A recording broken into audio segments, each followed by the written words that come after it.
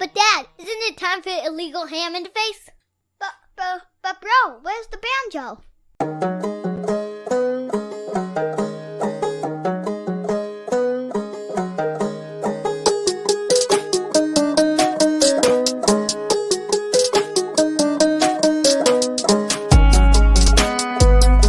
Some Cleveland sports shows try to give you hot takes, but only one can give you a big old piece of hot ham. Welcome to Illegal Ham to the Face. Talking all Cleveland sports. And don't forget our Fat Boy Tuesday, where we also ham it up with some fun food topics. Without further ado, let's serve up some ham. Here are the Ham Boys. Fatty, Big Bri, and my cousin Vinny.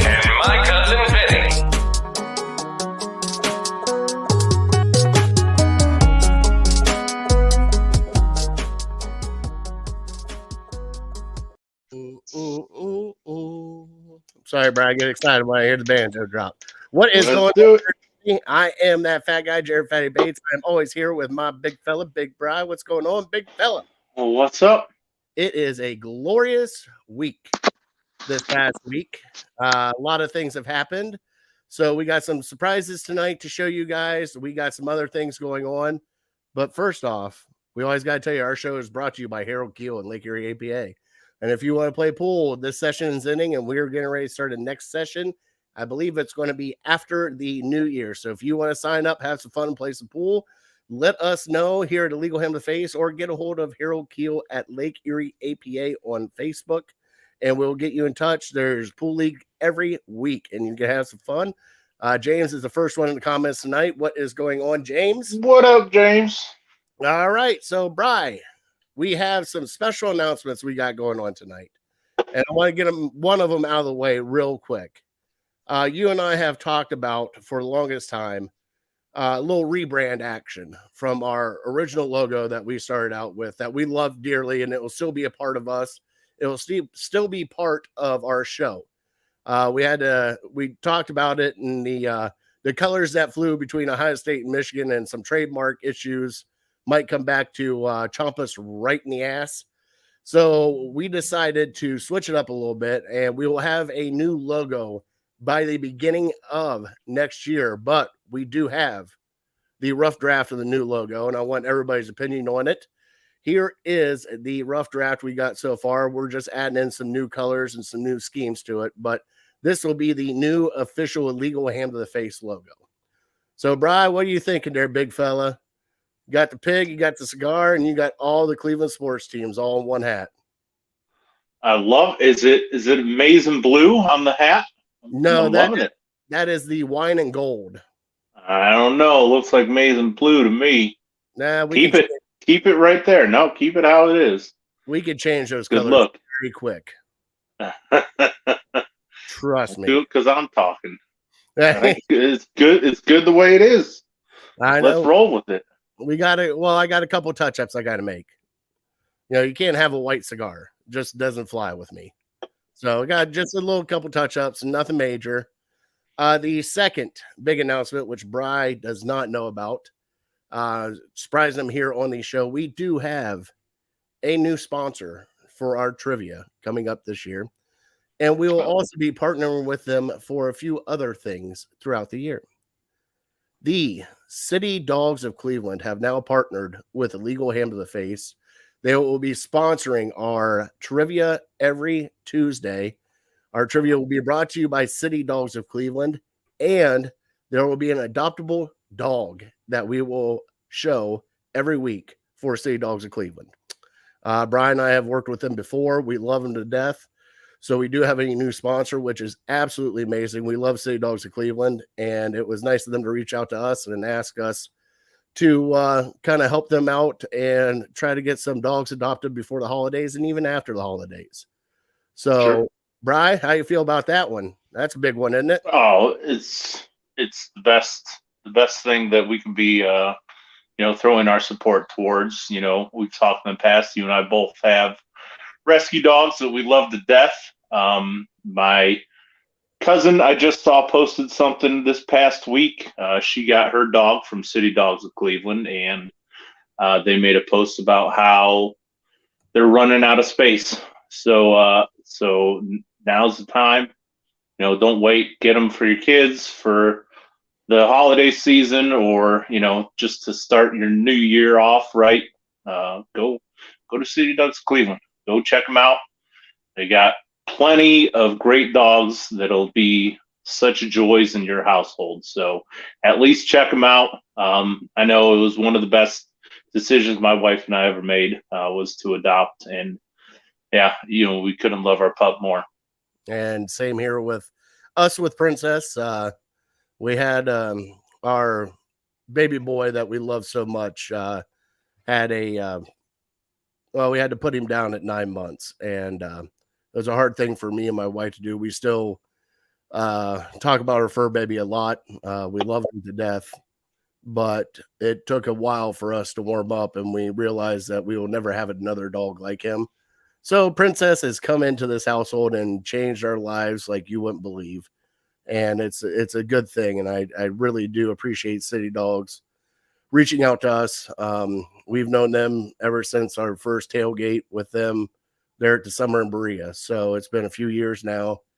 Nothing but great people, great dogs. And I believe they're having a special this month, $21 adoptions. They're trying to empty out the kennels, and they go everywhere for dogs. Now that's the other thing. I know that Beth and her husband just went to, I believe it was Maine, and picked up 3 dogs and brought back to Cleveland. So they're going everywhere and out of their way to adopt, foster, anything that you could do to help City Dogs. It's an amazing place. And, we're going to support them the best we can. Starting next week, I believe Beth will be sending me an adoptable dog that we will showcase here on the show. And, hopefully we get some dogs adopted here before the holidays. It'd be a great thing. Yep. They're doing God's work over there. Who doesn't love a dog? And there's plenty of dogs out there that need your love. You don't have to go to a breeder or go to a pet shop. There's plenty of good boys, good girls out there that will just fill your heart up. So go check them out. And on that note, Brian, I'm skipping shout outs. We shout out. Man. What, you finally got a shout out this week? I got 2 huge shout outs. All right, well, let's do it finally then. You got shout outs, let's do them. Yeah, it was another great football weekend for me. Let me shout out first the Toledo Rockets, your MAC champion Toledo Rockets. And then that started the day well. And then Michigan winning the Big Ten back-to-back years. That continued the day going great. So shout out my 2 schools, my alma mater and my the school I've rooted for my whole life. And then, again, the Browns finish up the weekend perfectly. Maybe it wasn't the perfect game, but yeah, flying high right now. You were just riding the wind. I bet.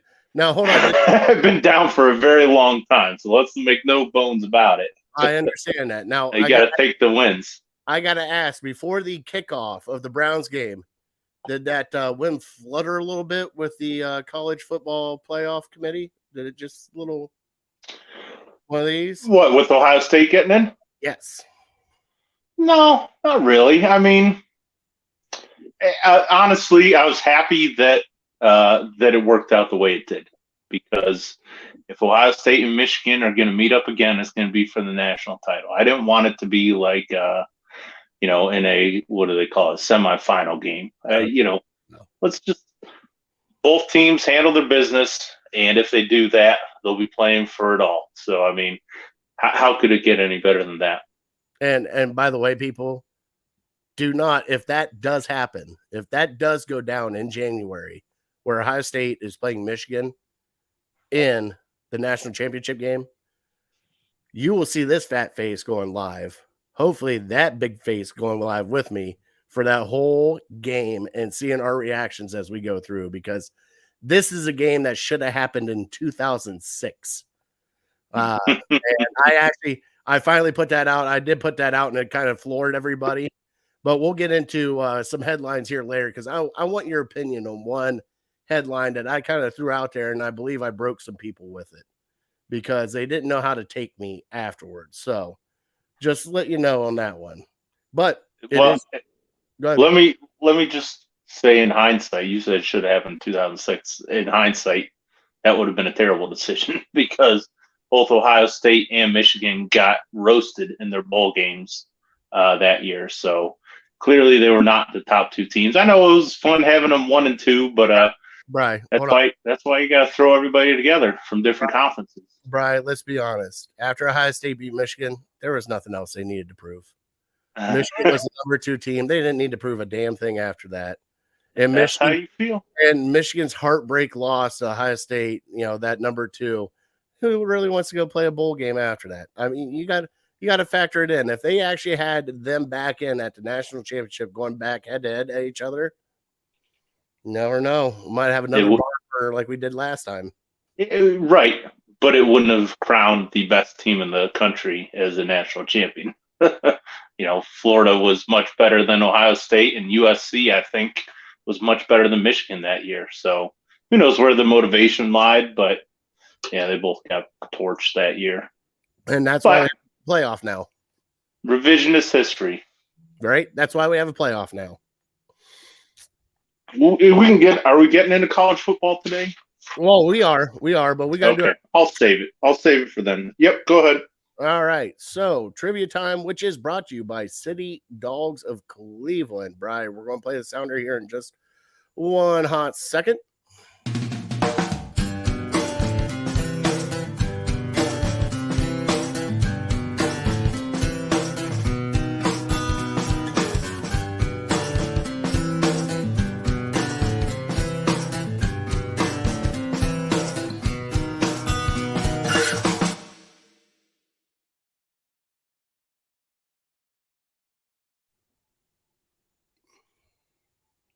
Sorry for the delay. Justin caught me off guard. He is wanting to know about the fantasy football update for your illegal ham fantasy football league. Right? Why does he care? He's eliminated. He's with me. We're both out of it. I know he is, but we gotta find out the what happened this week, Bri. Sure. So right out of the gate, fat happy endings. Smack down to Portage County prostitutes, 130-90. Phillips loved that, by the way. Ooh, talking trash to him? No, I don't need to talk trash to him. He's horrible anyways. Dog Pound Boys beat Team Big Rod 106.3 to 105.4. That's a great back-to-back bad losses for him. Wow. Cleveland Lyman Lounge 131 over Wonder Years 121. Team Span 150 beat the Giggles at 73. Baldy Locks with a 91.5 beat Team Big Meat 90.3. Oh, that's why he wanted the update. He got a close win. Harold Keel 152 over the Juice 125. And the fantasy football team with a record of 12-1 this year, Bri. 12-1. Score 158-81 over Big Bri. Yeah. 12-1. Found out. Right. I found out why he's 12-1. He has Mahomes and Jalen Hurts in a 2-quarterback league. So I'd say that's a pretty good start. Yeah, that's definitely a good start now. Yeah. Tinker. But playoffs will be happening here soon. I think, in a couple weeks? I think this is last week. This is the last week of regular season, and then playoffs start next week. All right. We will crown a ham to the face champion. Make some hay. Who is now sole last place? You want to know who was sole last place? Oh, is that me? Because he won this week. Damn you, Deshaun Watson, getting me, 5 points maybe? Hey, what's really funny? He said Tom Brady pulled out the win for him last night.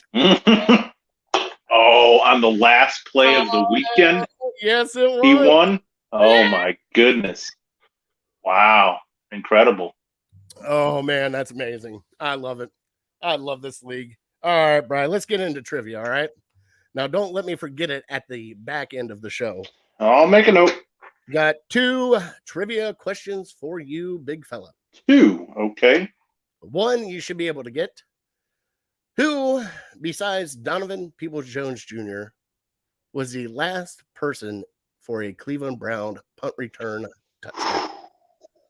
I was thinking about this. Honestly, I wasn't thinking you would ask it, but I was thinking to myself, when it's what they say on the broadcast, like 121 games. So I got a head start on this one, so I do have a guess, but I didn't look up to see if it was right. So, all right, next, that works. the Browns had 2 defensive touchdowns for the win. No offensive touchdowns, Brian. Mm-hmm. Who in the NFL had the most total defensive touchdowns in a game? Team or player? Team. Most defensive touchdowns In one game. All right. Okay. Can you tell me how many defensive touchdowns it was? Probably not going to help me, but curious. 4. 4. Okay. 4 defensive touchdowns. Wow. That's impressive. All right. He was down 20. Justin was down 20 going into Monday night. Yep. And Brady was crapping the bed up until the last 2 drives. I know. For 3.5 quarters, he was terrible. I sat him for Jared Goff. All right, Brian, here we go. We do have some Cleveland headlines for you. So here we go.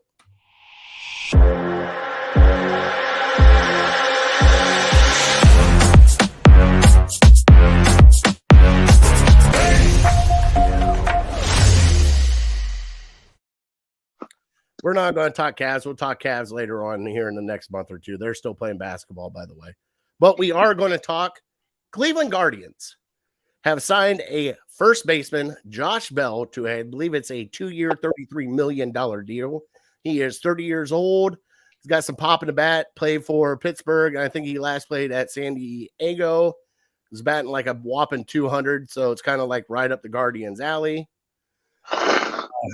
No, are you kidding? No, I'm not kidding.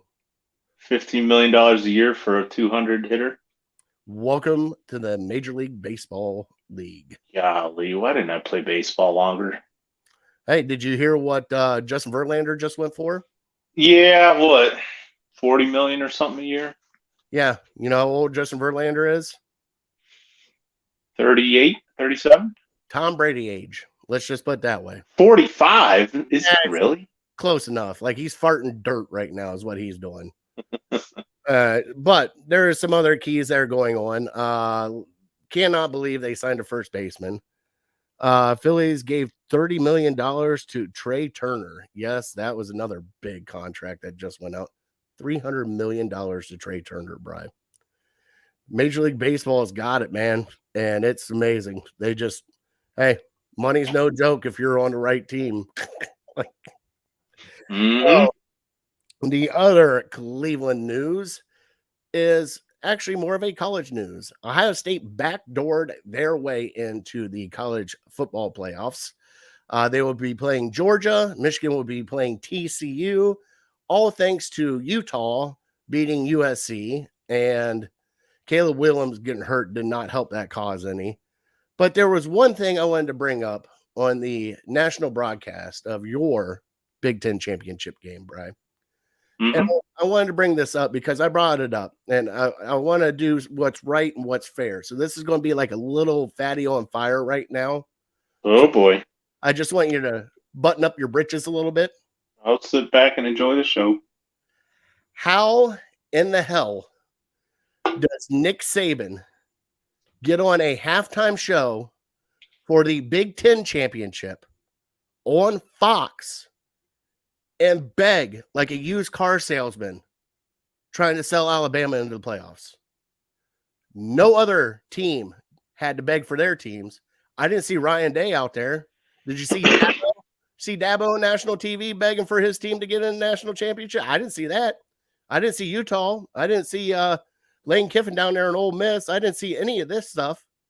But they allowed him, of all people, to come on a Big Ten championship game and beg to the masses to let Alabama play for a national championship.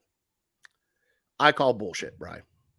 I call bullshit. I call bullshit. I call bullshit. I call bullshit. If you're going to do that shit, you got to make it fair for everybody. I don't care if he's the best coach in the world. He should not be allowed to come on a halftime of another conference's tournament game or tournament championship and beg for his team to get into the playoffs because he knew his team wasn't getting into the playoffs. Bullshit, Brian. And I wanted to get your feelings on it too, because I don't know if you watched the halftime show, but I watched him beg. Oh, yeah. He begged like a used car salesman, begged to get Alabama in with his buddy Urban Meyer, with all the guys on the Fox Sports cast just giggling like, hey, Nick, it's all right. Go ahead. Beg for Alabama to get in. Bullshit, Brian. I was watching the game. I can't remember what I was doing at halftime. I did see that Saban was on there. Maybe I had the volume down. Maybe I just wasn't paying attention. So I couldn't tell you. I couldn't say for sure I knew what he was talking about. But yeah, I understand. He was probably begging for it. Yeah, I have no good reason why he gets to and other people don't, other than, he's the GOAT. And you make exceptions for him. But I understand people being upset about it too. Like, what's going on, Jay? Jay plays at the Lake Erie APA also. So there's another Lake Erie APA area in here. Okay. Yep. So, yeah, I don't get it. I don't understand. I understand he's a great coach. He's probably one of the best college coaches ever. He probably will go down as the best college coach ever. I get that. But really, during another team's, like, I can understand if it was the SEC championship game and him begging, or if it was, dare I say, ESECPN, begging for it on that, like a little playoff committee kind of thing. But during the Big Ten national championship game on Fox, doing it, like, it just floors me. Like, it's like, come on, man. I mean, that's like Ryan Day going right in the middle of the, let's just say the Iron Bowl, in between Alabama and Auburn, going, yeah, these teams don't matter. Yeah, we should be in the national champ. Don't worry about these two teams playing right now. That's BS, man. You just tried to take away from the Big Ten championship because you're scared now because there's a chink in your armor. And if you haven't noticed lately, did you not see the transfer portal that just jumped out of Alabama? There's probably 30 kids that jumped out of Alabama already. I like that. That's why the NIL deals, the transfer portals, they kind of set everything up for more parity in college football. And like I said last week, even though Michigan's been to 2 straight college football playoffs, I'm all for parity. I think it's no fun when, the same 4 teams, same 5, 6 teams are going to the college football playoff every single year. So I like seeing a Utah win the Pac-12 or Kansas State. Game. Right. When I gave up. I was watching it until maybe middle of the third, end of the third quarter, and then I'm like, yeah, USC's not going to win this game. Utah's in control, and they just kind of rolled from there. And then TCU, Kansas State. I might ruffle some feathers by saying this, but in my eyes, the 4-team playoff was not needed this year because there's really only 2 teams that deserve to go play for a national title this year. There were a group of them, but then they all started playing each other. A Tennessee played in Alabama. Okay, Alabama lost. You're eliminated. Tennessee played at Georgia.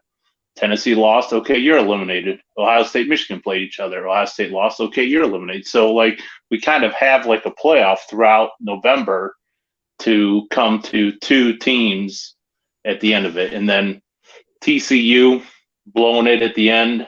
I don't know.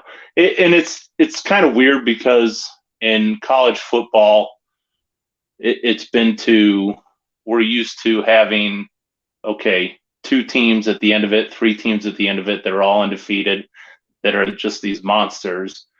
And now we have to kind of change our minds to the 12-team playoffs going to be more like the NFL, where you can lose 2-3 games and still get in and still play for a national title. So it's going to be weird. It's going to be fun in December. It's with 12 teams. That's going to be fun to watch. Mhm. Hopefully upsets happen. But yeah, this year, next year can kind of be the last couple years where you have to be undefeated or maybe one loss to have a chance at it. And the one thing I do like about the 12 team coming up, and I knew you were going to go homer on your take of just you and Georgia should be playing for the national championship, and that's fine. I mean, isn't that correct? I mean, there's only 2 teams that deserve it. Does Ohio State deserve it? I don't think they do. I didn't expect. Right. I don't think they deserve to get in the playoffs anyways after they lost to Michigan. But now that they're in, why not? I mean, it's one. And like they have Utah to thank for getting them in, but they also have South Carolina to thank, because if South Carolina doesn't beat Tennessee, Tennessee probably goes ahead of them. No. If South Carolina doesn't beat Clemson, Clemson probably goes ahead of them. So like all these things had to happen, go their way, and they did. And if I was a jerk, I'd call them the by default university, but I'm not going to do that here. Well, and then keep it above the waist. Yeah, that's all right. For the first time, 2 big teams are now in it. Right. So that's exciting. Absolutely. But also, what I was trying to bring up the point before we started taking blows at each other with Ohio State, Michigan, which will probably happen for the next month now because of the championship game. What I was saying is it's kind of nice though, because yes, we do have these out of conference games where like Alabama will play Oregon, or you get the big marquee game of Ohio State USC or Ohio State Notre Dame, but then you're in your conference mostly. When you're playing this 12-team playoff, yeah, you might have lost a couple in your conference. Your conference already knows you. It's the traveling and the playing in a different team that you're not used to playing that gets you, that you're just kind of not. That's like that Utah. I'd be scared to shit of that Utah team. The way they played against USC, they're 9-4. 9-4, and they just kicked the shit out of USC. Not like a little bit, like they took their heart out of their chest and kicked the shit out of them. Yeah, how did they lose 4 games? I don't know, and that's the thing. How did South Carolina have the record they had, the way they're playing at the end of the year? I see. This is the thing, though, and you get those teams that might have a crap day, just a crap day. Nothing's going right for them, and magically they're in the playoffs. Right now, Utah would be in the playoffs. I wouldn't want to play Utah. I wouldn't want to play. I wouldn't want to play Clemson right now, getting better. Like Kansas State, TCU. Like we still don't know about TCU because we don't watch them enough. But like what I'm saying, like you're playing a mixed match of games and you're worried about parity. This is going to be parity as it is, because how often does Alabama play TCU? Never. How often does Alabama play Oregon? Not that often.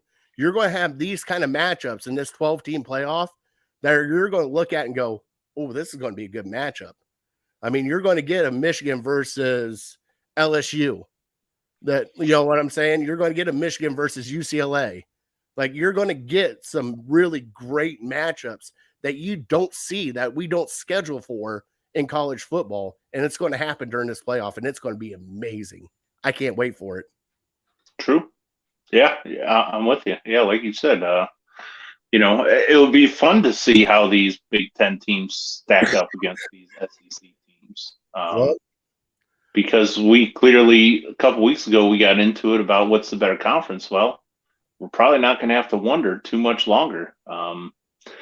In just having them play in bowl games that don't mean anything doesn't, carry a whole lot of weight for me, because, you win, you lose, whatever, it doesn't matter. You're going to the NFL, so nobody really puts their heart and soul into it. But if there's a national title on the line, then they're going to start playing a little bit harder, and they're going to give it their all. So then we'll really see who the better team is. And also, you will have these kids stepping out. I'm not saying Nick Jigba shouldn't have. He was going to anyways, going to the draft. But then you're also going to have these kids that are actually going to play for a national championship instead of going, guys, I'm good. I'm just going to sit out. You guys go ahead. I know I helped you all the way here to this point, but since I'm really not into it and not interested anymore, and I got to worry about my draft status, I'm just going to sit out. That's not going to happen anymore if you're one of the top 12 teams. Yeah.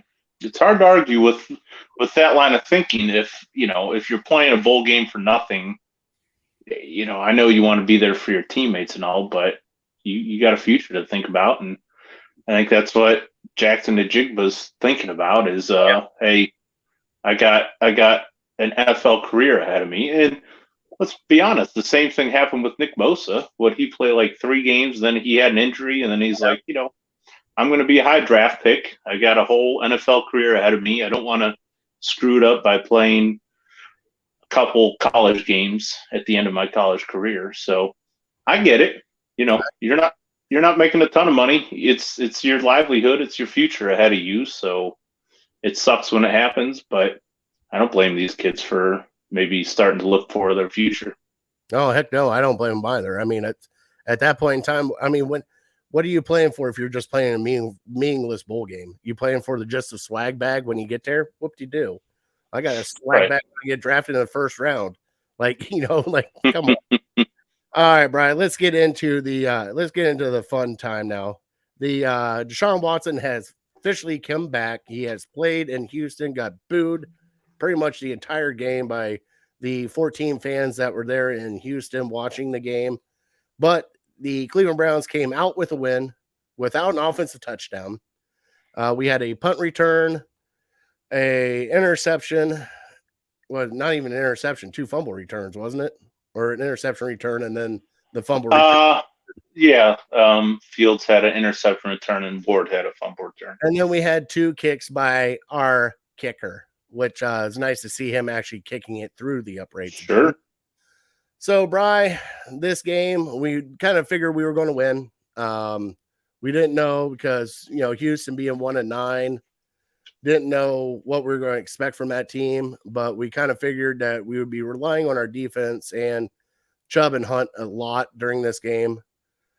I'll bring it up first. Deshaun Watson was definitely not ready for that game.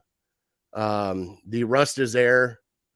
The real-time action he's not ready yet.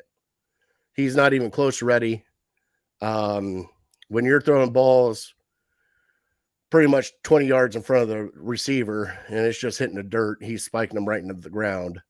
That means he is overthinking everything and trying to get the ball out too quick. Normally when you coming in, knocking off rush, you're going to throw him high and things of that nature.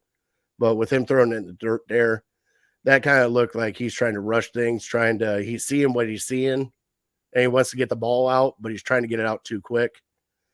Couple sacks that I didn't think he should have taken because he's quicker than that, but we also did see some glimpses of a few passes, a few scrambles, a little RPO action finally. But the good note is our defense stepped up again. And they played great, if not good, still getting gouged on the run. And another thing is for our defense, Brian, tackling. I watched Denzel Ward get run over. You saw it too. I had Tony Fields. Damian Pierce just trucked Tony Fields. Like, I know he had a good game. He had a couple turnovers. Nico Collins, yeah. Nico Collins did to Denzel Ward. I mean, that's right. I did see that too. It's like these guys got to get a little bit tougher and learn how to tackle some people because, man, oh man, there was a lot of missed tackles, a lot of arm tackles. I mean, my Lord, Bri. But how did you take this game, bud? I mean, it was a great game. We got the win. Guess what? 2 wins in a row. What are we going to do? Complain about it? No. Sure. Yeah, and that's kind of where I'm at. It wasn't pretty. The defense played well. They got, let's be honest, they got some gift turnovers. Very first play of the game, guys sprawls out to get it and just kind of throws it up in the air, and John Johnson gets one right in his breadbasket. And then I don't think I've ever seen an easier touchdown than Denzel Ward's touchdown. And again, I'm not hating on these guys because they're there to make the play, and they made the play, and they did what everybody would do. So I'm not trying to belittle them or take anything away from them. And Tony Fields made a pretty good play on that interception and returning for a touchdown. So, the Browns have had so much bad luck over the years and this year with the Jets game and, a couple other things that it's about time things went our way. We've been talking about how, it was a month since they got their last turnover, and it just came in bunches this game. And, yeah, thank God that our defense showed up and our special teams finally showed up, because our offense just didn't have it. We were sputtering. Maybe the most concerning thing for me was our run game not really having a ton of success. I think Chubb had a couple, maybe two nice runs, but other than that, he was kind of held in check. And Kareem Hunt, I thought, actually had a pretty good game. But yeah, it's one of the worst rushing defenses in the league with the Houston Texans, and I think Chubb only had maybe 80 yards, and Hunt added another 20 or 30. So No, Deshaun Watson, I still believe he'll come around. People are overreacting like crazy about him. It's like we're preparing ourselves. Okay, he's not going to be very good. He hasn't played in 700 games or 700 days. Okay, let's temper expectations. And then we go out there and we see that, and we're like, Jacoby Brissett, we got to put him back in there. What the heck are they doing? Like, all right, take a deep breath. Deshaun Watson did have a couple nice plays. He had a lot of bad plays. I'm not trying to sugarcoat it or anything like that, but let's be patient. Let's see what he does against the Bengals this week. We know this Browns team kind of takes teams too easy. They knew that they were going to probably win the game against the Texans, so I find it hard to believe that they really had their A-plus effort out there, because they're just sometimes they get entitled. They listen to what everyone's saying about how they should win, and they think just by showing up that that'll be good enough. And it wasn't. Our offense got lucky. Let's call it for what it is. and Justin, I agree with you on that one. The organization pays him way too much to play like that, and I'll give him the benefit of the doubt. Game, first game. I give him the benefit of the doubt too. I mean, it's been 700 days. It's almost been 2 full calendar years since he's actually played a snap of real football, and you got to give him time to get back into it. Nick Chubb rushed 17 times for 80 yards, and Kareem Hunt rushed 9 times for pretty much 60 yards, 57. Oh, okay. Yeah. So that, and then More than I thought. Deshaun Watson had 7 rushes for 21 yards. And then Harrison Bryant with the big gain of 8 yards. It was big. Third down. Yeah. So, I mean, this game, the thing was, Bri, is I was expecting, like everybody else, I understand you got to temper expectations because of Watson and just the sure fact of not playing, not being, ready to go, distractions, everything else. But I thought the game plan they tried to set up for him was a little weird. I thought they would come out right out of the gate and just try to get just a couple quick passes, how to get him in a rhythm a little bit, try to get him a screen pass or, wide receiver screen out in the flat, or just a real quick pass to the running back, Kareem Hunt coming out of the backfield. Just a couple passes like that to get him more into the game. Like they came out and they just started firing right out of the gate. Like the first pass to Schwartz, even though he fumbled, I mean, it didn't rank in the numbers, but it was like, okay, it's a short pass, but I'm expecting them to kind of like work outward, then come back in. Let him get used to throwing outside before they let him throw in the middle. And the interception in the end zone that he threw, I mean, that is not a bad throw. That is not a bad play. At the point in time, if you look what was happening, that safety should have followed what was it, Peoples-Jones right across the field, and he ended up staying set in that zone. So Watson was expecting him to drift away when he threw that ball to Cooper, and he didn't drift away. He just kind of settled in right there, and he didn't see him. Even though it sucks because it's in the red zone, but I mean, it's just one of those things, like, it's going to take time. It's going to take a lot of time. And, everybody that's clamoring for Jacoby Brissett and all this stuff. I understand why, because no, Bri, hear me out. Jacoby played above average. Okay. Right now. They figured him out though. I mean, go watch the Bucks game, go watch the Bills game, go watch the Dolphins game again. I mean, he's great. I would be okay with Jacoby Brissett for the very first drive. He's great on the first drive. But then after that, he does nothing. I mean, so I know everyone wants to look at the stats and the analytics, but the NFL figured him out in this offense. Bri, and I totally get that, but the team's winning. The team's winning. The defense is playing better. This defense was supposed to be playing better way before this than what it is now. So the defense, we were supposed to be defense, run, and then pass. And we were run, oh shit, there's no defense, and well, we're screwed. Like, there's a difference the way this team has lined up all the way through the year. Now, people are clamoring because we magically got back in the playoff hunt at 5-7 or wherever the hell we're at now, and everybody's just kind of all excited, and we're just chomping at the bit like we're right there. We're back in this. We're going to do this. Pump the brakes, people. You still got 5 games left. You pretty much got to win all 5 games, and you got to beat Cincy, who's on fire right now. Even though Baltimore lost Lamar Jackson. There's an opening there. And guess what? Pittsburgh still keeps winning. How the hell does Pittsburgh still keep winning? Pittsburgh's still tied with you, with Kenny Pickett. Good coaching. That's all I can point to there. And that's the thing. Like, right now, we just got to settle the horses. And you know something, Bri? Do what Al Davis always said. Just win. Whatever it takes to just win. It's not going to be pretty. It's not going to be pretty for a while. It probably won't be pretty until next year. But just win. Just win. That's all you got to do. Build especially this week. Yeah, especially against the Bengals. Oh yeah. Oh yeah. Is it at home or are we down in down there? Yeah, down there in the jungle. All right. Bri, let's go through our scores real quick for this past game, and then we'll get into our players of the game, because I mean it was a really great game to watch the defense play the way they did, and to watch the offensive line. There's one person I do want to bring up with you after we get the score, though. Yep.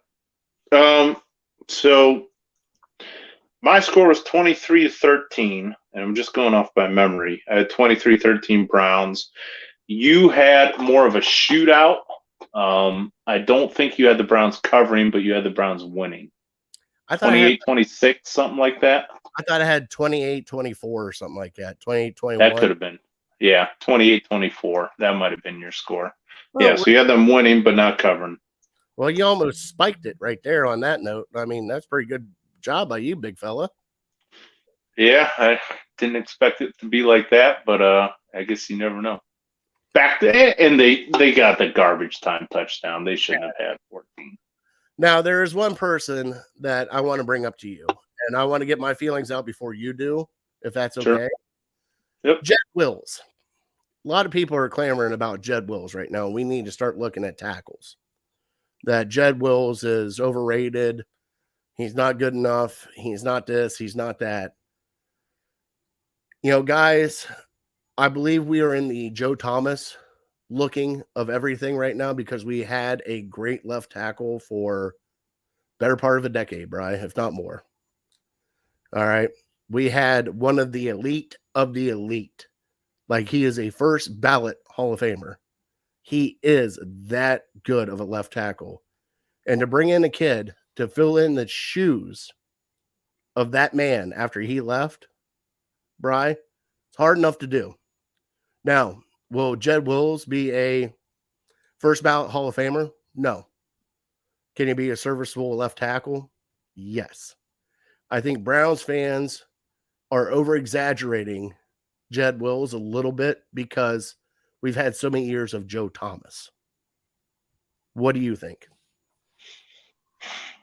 I've been concerned about Jed Wills since last year. If you remember my rant about he's, we drafted him in the top 10. There were 4 offensive tackles that were kind of all in the mix there with Andrew Thomas, who's maybe one of the best left tackles in the league.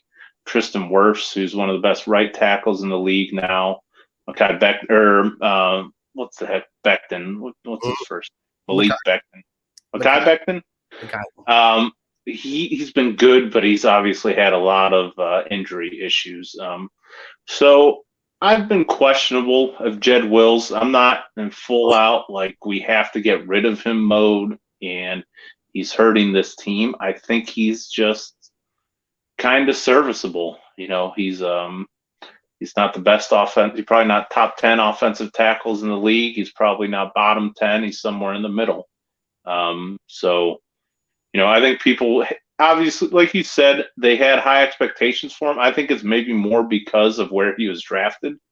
He was the second tackle off the board, and he was the 10th pick in the draft. And he came from Alabama. So I think all those things raise expectations for a player. And you keep waiting for him to keep progressing, and it's almost like he's been regressing this year.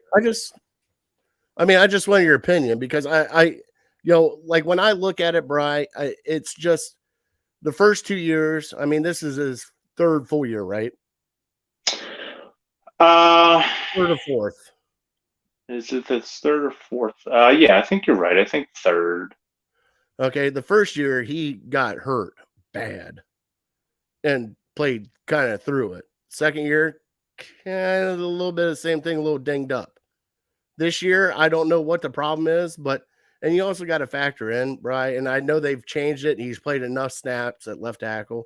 He was a right tackle coming out, and they switched him over to left.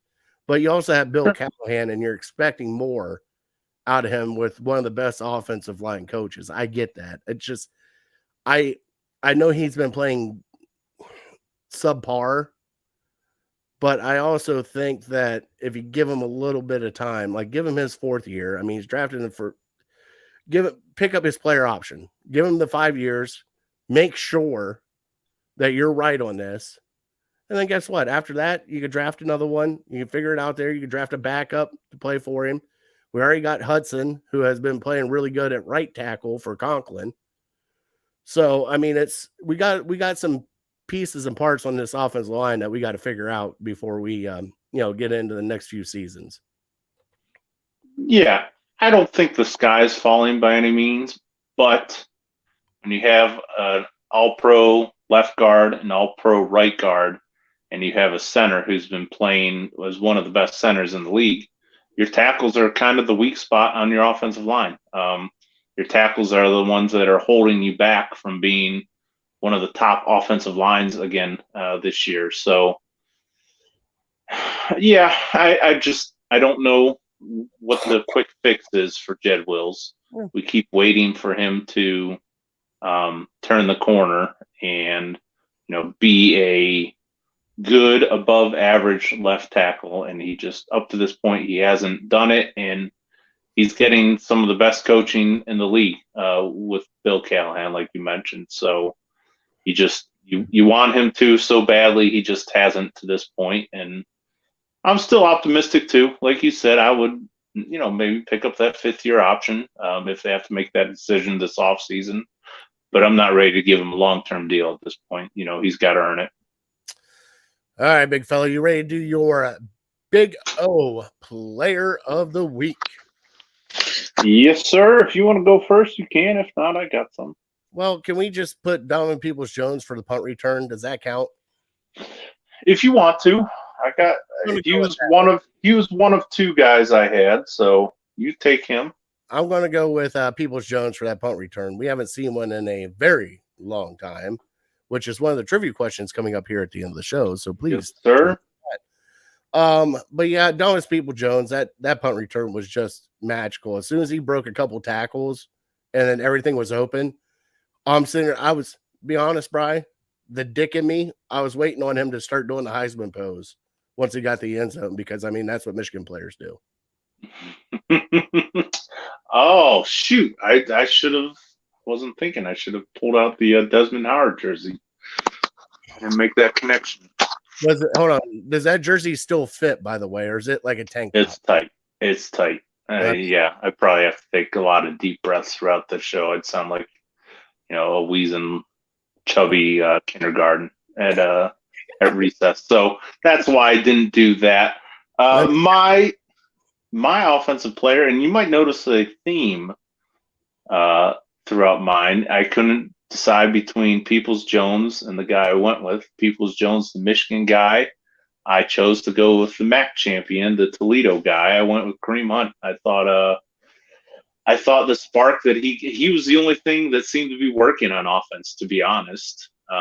He had a couple real strong runs at the end of the third quarter, beginning of the fourth quarter, and he was like, I don't know. I don't know if we're just starting to trust him more, finding different ways to use him. Maybe he's just hungrier now. I don't know what the case is, but man, he was bowling over dudes. He was carrying dudes for 5 extra yards, and it was fun to watch him. And on a day where there's not much going right for your offense, he was kind of the bright spot to me. All right, you're a Big D player of the week, big fella. You want me to go? Well, I want Toledo for my offense, so I'll go Michigan for defense, and I'll go Chase Winovich. He wasn't even out there playing. Did you see the Tony Fields touchdown? He played. Who knocked it up in the air? Who made it happen? He played one snap. I don't want to hear this shit. So give him the credit for the touchdown there, putting his big paw up there, and basically, giving Tony Fields a fair catch so he could walk it into the end zone. So that's 7 points for Peoples-Jones. That's 7 points for Winovich if you're keeping score at home. Hey, if Winovich would have caught it and took it in, that's a different story. No, that was a fair catch. You and I could have scored that one. The boy from West Virginia picked it up and took it in. I don't want to hear this shit. Oh, did he go to what? I guess I forgot that. Yes, you did. Good for him. All right, so you stop hating on Michigan. Winovich played like 3 snaps, and you're just all about it. Jesus. Difference maker. Bullshit. If he was such a difference maker, he wouldn't have been on the practice squad for half the year. Anyways, Bri, my defensive player of the week, and I feel bad saying this because he's gone for the season. Sione Taki. Blew his ACL out. He's out for the rest of the season. The only reason I give him kudos because he had to fill in a lot of big steps after Walker was hurt, and then Phillips got hurt, and then everybody else got hurt. And he kind of took on a role by himself for the entire year. So this is kind of like a pretty much a celebration because nobody else really on defense played super outstanding. Everybody kind of played good together. Perion Winfrey actually made some plays, which was saw him out there. What the hell? But I want to give Taki some kudos for the way he played this year, and wanted to thank him for playing his heart out and doing what he did out there. Bri, do you have a just not my day player of the day? Well, it's unfortunate, and I don't want to do this, but I guess I will. Denzel Ward getting out there, trying to make tackles and just getting flattened by Nico Collins, of all people. Who's Nico Collins? I don't even know. Where do you even play college football at? I don't. NC State? That's right. No, Michigan. Yep, he played at Michigan. So Michigan flattened Ohio State. Wow. I guess maybe I give him a pass for that because he's just not equipped to take on hits like that. So he did score a touchdown. I think maybe most grandmas pushing a shopping cart could have scored that touchdown. But for that one play, getting flattened by Nico Collins, not his day. This is going to be the greatest fucking month ever. I hate your face. I told you there's a theme. I hate your face. I hate everything about you, but I still got to agree with you. Denzel Ward taking it like a little girl, just laying on the ground. I'm with you on that one. All right, bro. We look ahead to the Cleveland Browns versus the Northern Kentucky Bengals here on Sunday. I think it's a 1 o'clock kickoff, I believe, right? Yes. Yep, 1 o'clock. The spread should be Cincinnati by 3 or 6. I think it's closer to 6. We'll say 6 for our betting. All right. So, Bri, let's get our 3 keys to victory against the Bengals, and then we will do our picks afterwards. All right. So if you want me to, I'll go first on my 3 keys. Sure. My 3 keys to victory to the Northern Kentucky Bengals is if it ain't broke, don't fix it. You're 5-0 against Cincinnati Bengals. Just keep doing what you're doing. Number 2, Brian. Sean Watson has got to get that ball up in the air. I don't need a stellar game from you, but I need a better game than what you did the first time. I need to see you progress. I can't see you get worse. And number 1, this is probably one of the best wide receiver cores in the NFL. And we have shut them down time after time again. We need Emerson, Newsom, Ward. Let's see here. Anybody in the secondary? Delpit, Johnson, Harrison, even JOK at some point in time. You have got to lock down those wide receivers. If you lock down those wide receivers, they've been without Mixon. They got P. Ryan in there. Granted, you guys suck at stopping the run. But if you can lock down those receivers, those are game-changing wide receivers there. And not like a little bit game-changing. The T. Higgins and Jamar Chase are probably one of the 2 best wide receivers in the league, especially a tandem. You got to take care of those 2. And I will pick, man, since he's been hot, Bri. Since he's been hot. You know something? I'm going to pick the Browns to cover, but lose. Okay. I'm going to pick the Cincinnati Bengals to win 30-27. Okay. Very good. Yeah, write that down. Okay. My 3 keys to the game, and it kind of goes back to last game, and it goes back to the Cincinnati and Kansas City game this past weekend, and it's how do you disrupt a good to elite quarterback? And that's with pressure. That's with getting pressure, your defensive linemen. Myles Garrett, Jadeveon Clowney, they got to be all over him. Their offensive line is not great. So the way we make Joe Burrow uncomfortable is don't give him much time to throw the ball, because if he has time to get it to Chase and Higgins and Boyd and all his weapons, he can tear you apart. So have to get pressure on him, make him uncomfortable. He is pretty mobile for a quarterback, so you got to be wary of him running the ball. It's kind of like Aaron Rodgers in that way. But yeah, get him off his spot, make him throw awkward throws off the back foot and whatnot.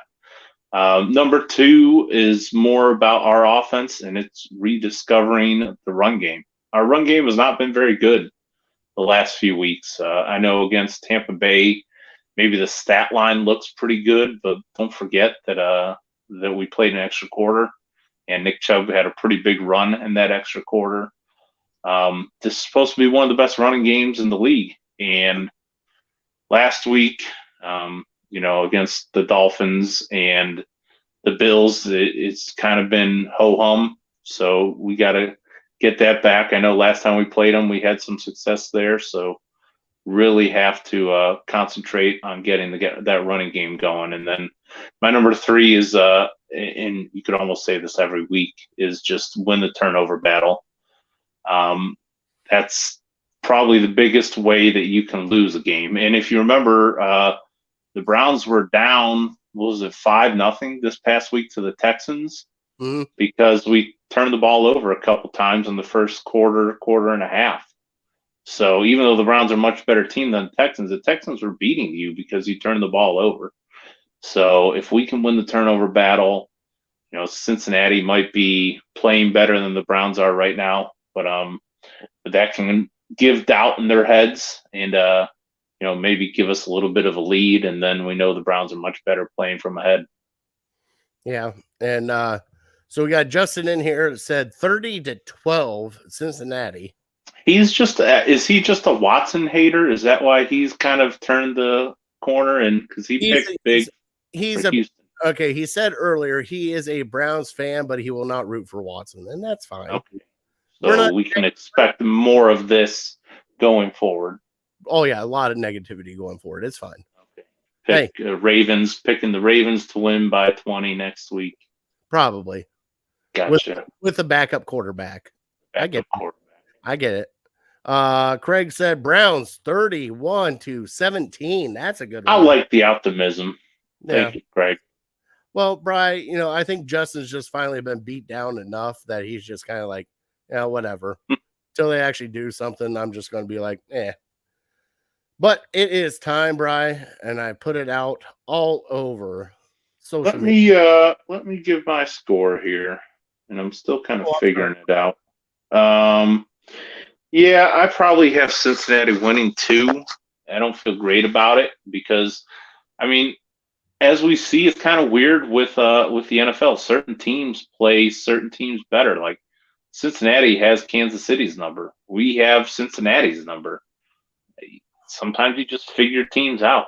Joe Woods has had pretty good defensive game plans for the Cincinnati Bengals. So I wouldn't be surprised if the Browns can pull it out again. But now, hold on.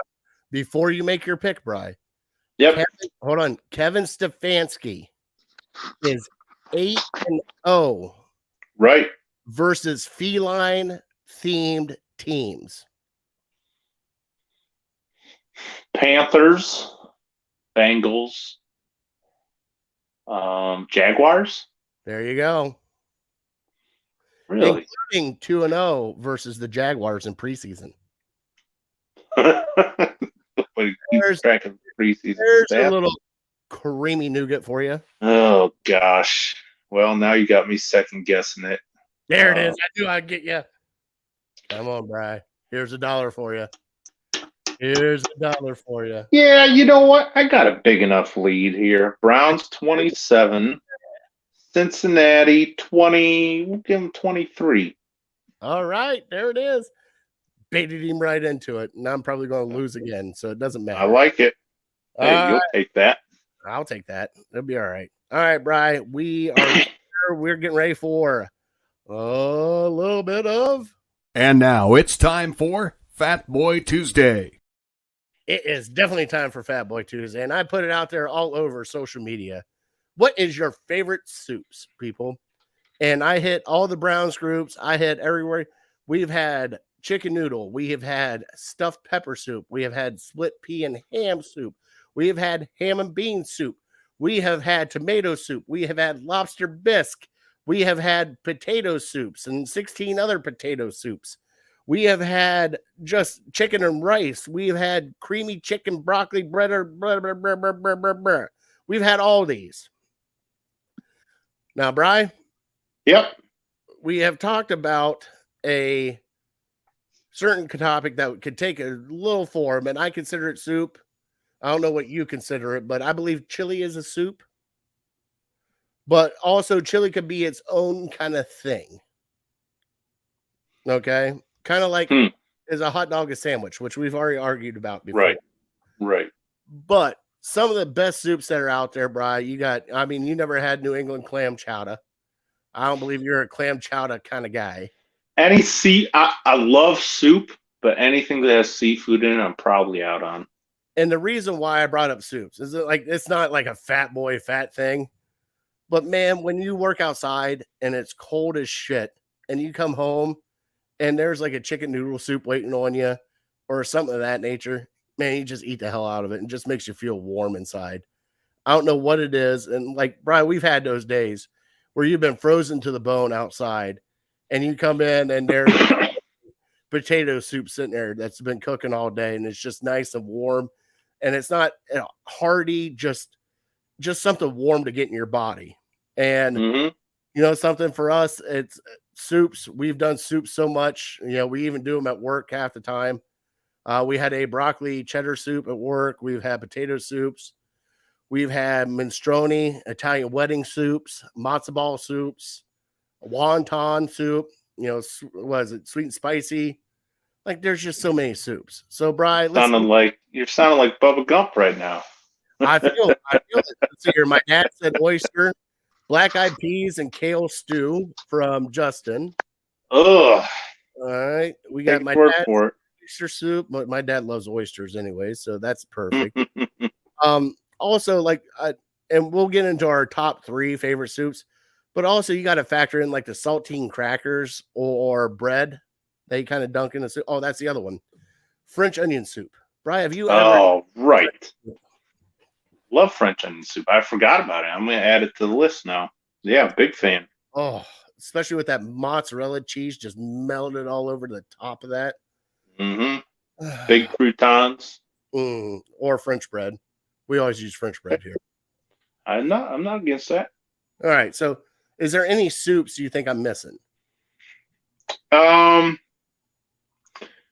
got most of them. The couple that I've written down were obviously tomato soup is a classic, but like tomato bisque, maybe a little bit creamier.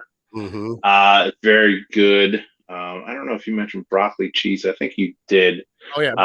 But also close to broccoli cheese is like a beer cheese soup. Really good. Sometimes maybe a little too much. That's why the broccoli kind of breaks up the cheese a little bit. So that's why that's maybe a little bit better in my mind. But yeah, you hit on most of them. Yeah, French onion though, really good. Like let's see. Yep, there's my dad right there. What I grew up on: tomato soup and grilled cheese. Sure. Just dunk that grilled cheese right in that tomato soup. Oh, so good. My wife makes a baked potato soup, Bri. Okay. And it's, the heavy cream with actual baked potato, but then you top it off with the cheddar cheese, scallions, and like sour cream on top with the bacon bits. Sure. Can't go wrong with that. Mm-hmm. Man, a really good hearty chicken noodle soup too. I can't. We had Rick at work made some great chicken noodle soup, and he actually used the penne pasta, which I've never used.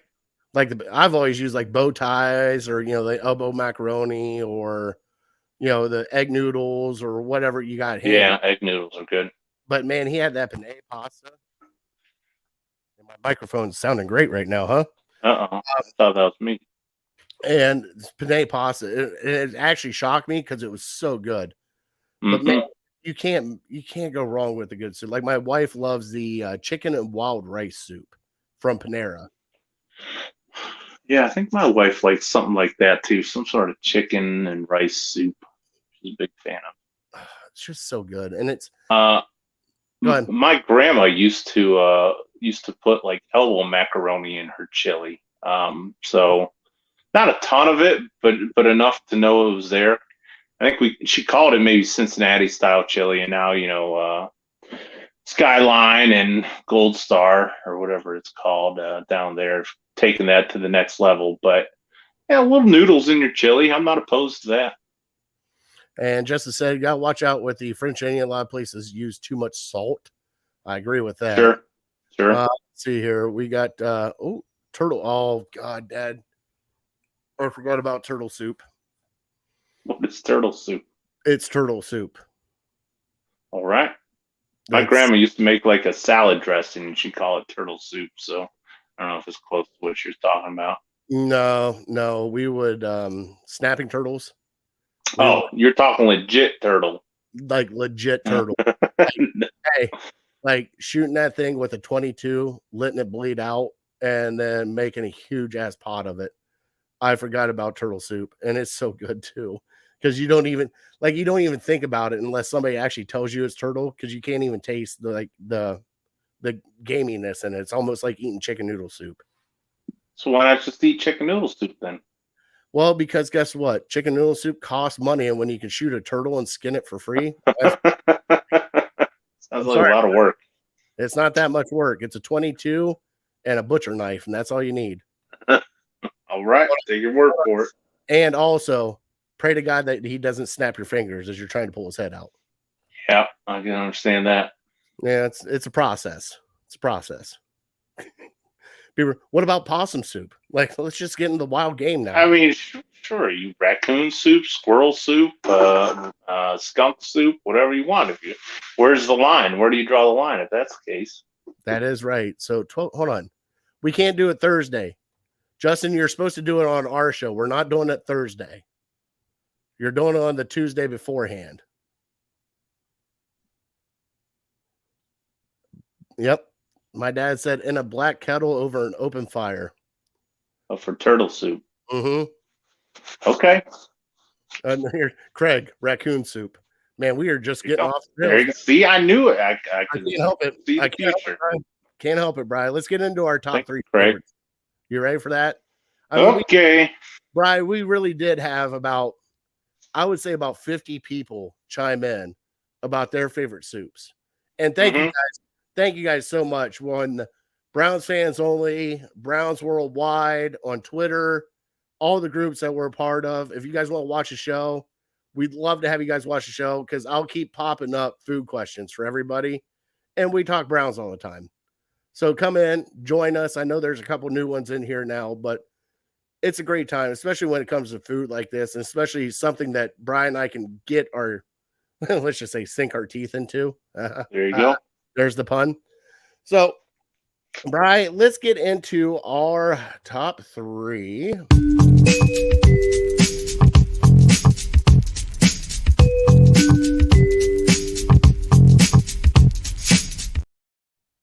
Okay, he said he'll do it live. He already has it recorded. Thank God, because I don't want him to ruin our Christmas by not reading Hooker and Blow Save Christmas.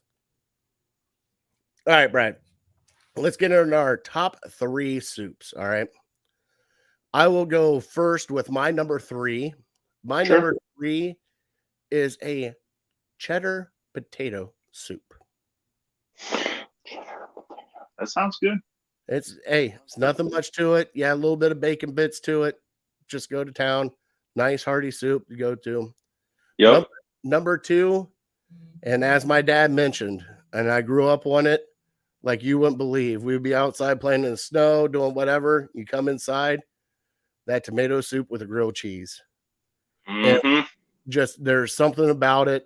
I don't know what it is. And it's, hey, a lot of people, like I had Matt today at work going, really? You're just going with the classics? No, like that's a legit classic.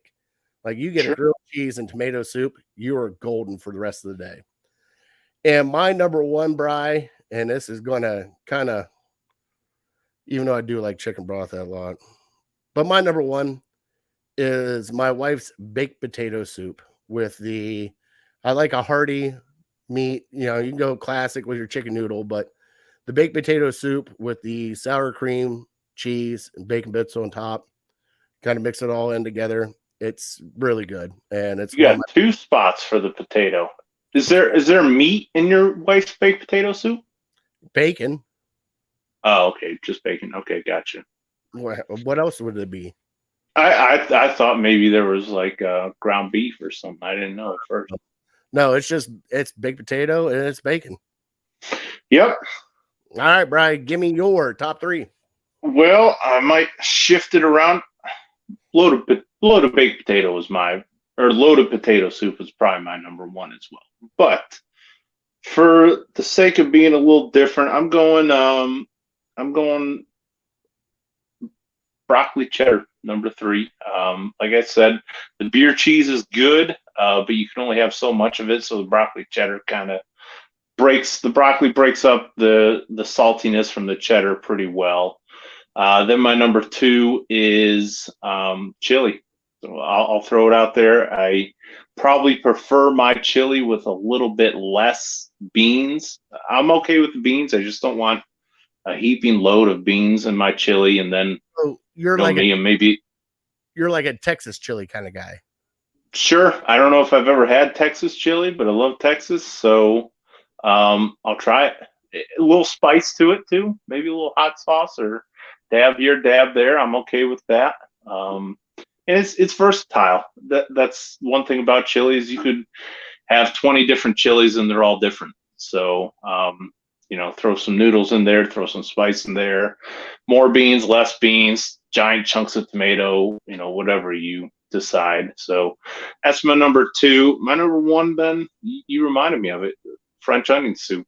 It's a classic. I know it's a ton of cheese. And I can't remember. There was a restaurant in Northeast Ohio that my parents used to always talk about, and they would serve French onion soup with like little scissors, because when you pull it up and that cheese is just stringing probably 5 feet up like that, just take the scissors and snip it right off. I don't know if they still do or not, but I thought that was a genius idea. That's next level thinking. So, French onion soup, love it. Don't get it enough, but that's my number one. Justin is trying to make this show go a lot longer. Does pasta go in chili? Boy. When pasta is involved with chili, I start thinking of goulash. Sure. And I don't think of chili. Fine line. Like when I think of chili, I think of like saltine crackers, Fritos. I don't think of a pasta like cornbread. I think of cornbread with chili. My dad said, try a little bit of brown sugar in your chili. Oh yeah, that sounds fantastic. Sweeten it up a little bit. Now, Sure. like when we made our chili, especially back home, we would use fresh tomato juice to make our chili. So like I've had to, since I don't get it that often anymore, but like I'll substitute with like V8. Put V8 in there, especially the hot and spicy V8 if my wife isn't eating the chili and I am, but I have to kind of simmer it down for the wife and kids because they don't like spicy. But I mean, man, we are just getting it's chili. It's soup season, bud. That's right. I like it. All right, Brian, let's finish off our trivia here. All there right? you go. Yes, sir. I remembered that our trivia is I think it is me. There it is. Our trivia is brought to you by City Dogs of Cleveland. We will have a adoptable dog probably next week that we will show you, but we can't thank them enough. And if you are new coming to the show, we have the new brand of the City Dogs is going to be joining us, and also our new logo that will be coming out here next year as soon as we touch up some things. So hope everybody likes it. Justin said Michigan still sucks. Here Not we go. this year, Justin. Well, we'll find out here in about 22-point win says otherwise. 22. So hold on. Now I got to ask you before we get into the trivia. And if Ohio State comes all the way through this and beats Michigan and wins the national championship, are you going to be like one of those guys that go, well, we beat you in the regular season, so it really doesn't matter? Are you going to be one of those guys? It's a flaw of the college football. Like last year. We saw it last year. Alabama beat Georgia once, and Georgia beat Alabama once. But because Georgia beat them in the national championship game, they're a better team than Alabama. I mean, it's not just an Ohio State-Michigan thing. It's a flaw in the system. I just wanted to make sure, Bri. Just wanted to make sure.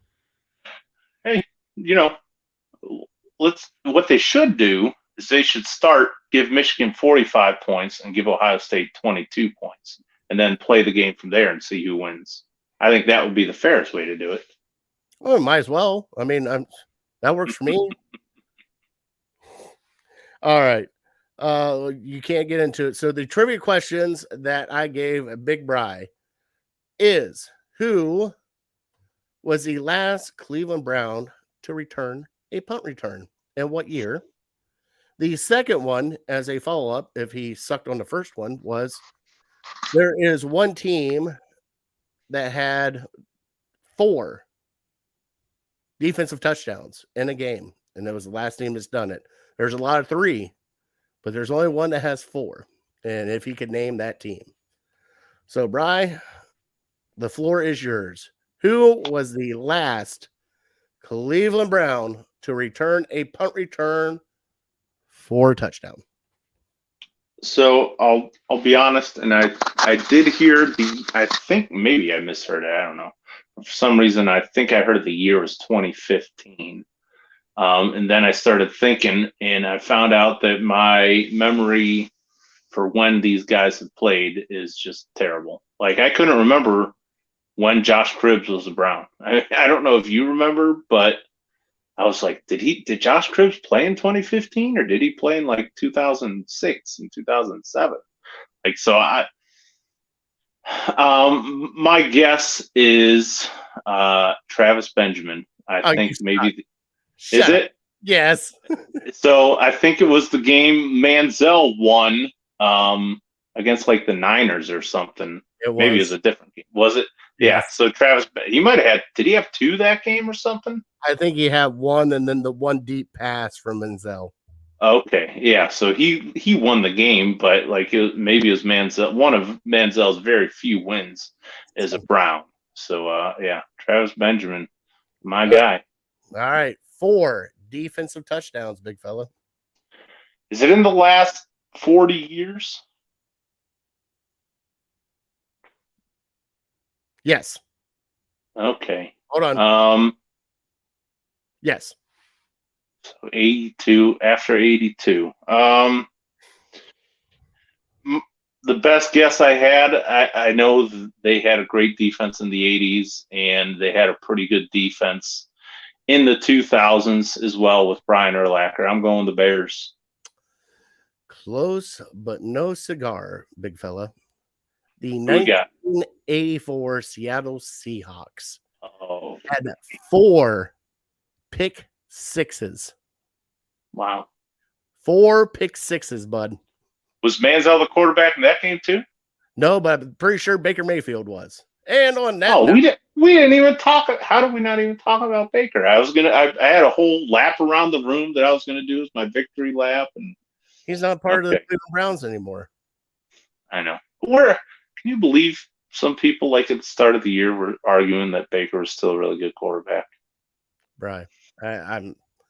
They're probably the same people that are saying Jacoby Brissett should go in and play quarterback for us right now.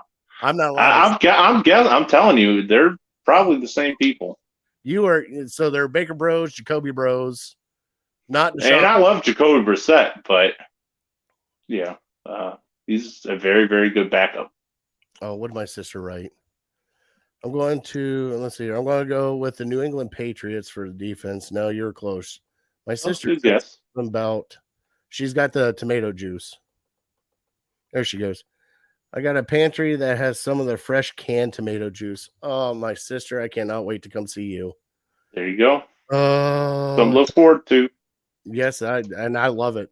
Like, I think between me, my dad, and my uncle, we're the only ones that really like the fresh tomato juice. Mm-hmm. It's weird. All right, everybody, we are here at the end of the show. You guys like the show, please. Anytime you guys want to comment here on Facebook or YouTube, can't do it on Twitter, but you guys come on in comments. We love the comments. We'll even ask questions and answer questions about the comments. We have a blast doing this show. Please like, subscribe. Anything you can do, spread the word. We love doing this. Brian and I have so much fun doing it, especially when we start getting into food and Browns, and especially some Ohio State, Michigan hate. On that note, Brian, we are here at the end of the show. Why do you not? God bless them. Yes, sir. God bless America. I am that fat guy, and we are Legal Ham to the Face, and we are definitely uncorked, unloaded, and we're out after I say thank you to our service members for everything you do. We appreciate you guys more than anything in the world, and what you guys do is one remarkable thing for the rest of us here in the United States. So thank you so much. All right, Bri, I will see you next Tuesday, brother. Amen. All right. See you.